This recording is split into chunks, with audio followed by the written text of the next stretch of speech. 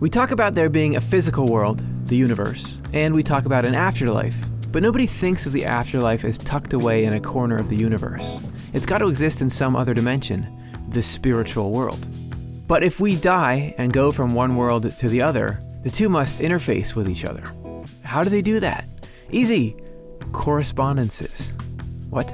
It doesn't roll off the tongue, but that's the term that we're using for it, and the science of correspondences is built into the design of the entire created universe, the spiritual and the physical.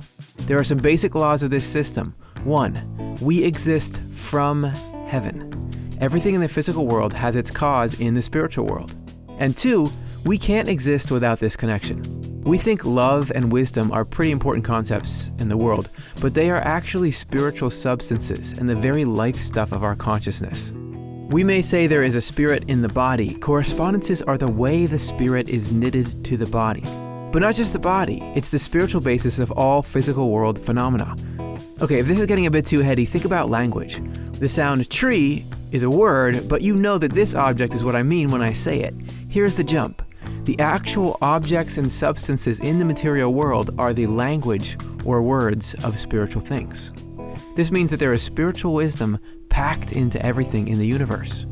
But it's not just symbolism, it's an essential, life-giving connection. Also in language, I can say one thing and mean another. Yeah, I'm fine. You know I don't mean it. I've said some words, but what I'm really thinking and feeling doesn't match those words.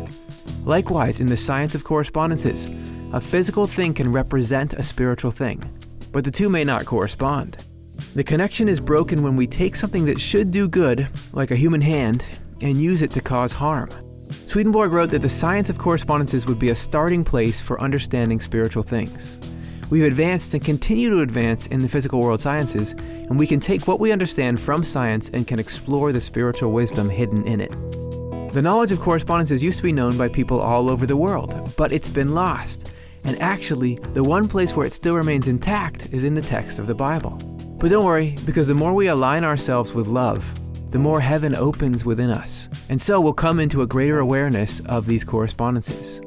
In the meantime, the Bible serves as this essential connector between heaven and the world while we get our act together. For more on the nature of correspondences in the Bible, see our show What the Bible Is. But to explore in detail our essential connection to heaven, how correspondences function to maintain that connection, and the role love plays in opening our consciousness to this connection, stick around.